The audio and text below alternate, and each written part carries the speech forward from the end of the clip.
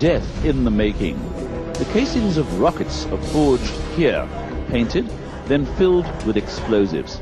The act of directing attacks against civilians and civilian targets contravenes the principle of distinction, perhaps the most fundamental of the laws of armed conflict. According to this principle, parties must at all times distinguish between civilians and combatants. Moreover, it is strictly prohibited to direct attacks at civilian objects or civilians not taking a direct part in hostilities. Hamas indeed distinguishes between civilians and combatants, but rather than avoiding civilians, it focuses its rocket fire at towns and cities in southern Israel with the aim of causing death, injury, and destruction, and sowing terror among Israeli civilians.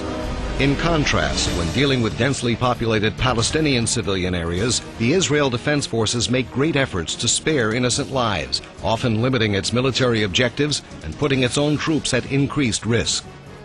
The IDF uses several methods in order to allow innocent bystanders to evacuate targeted areas.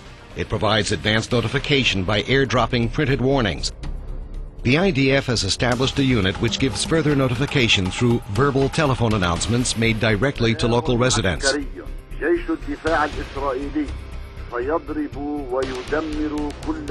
It also sends text messages directly to mobile telephones.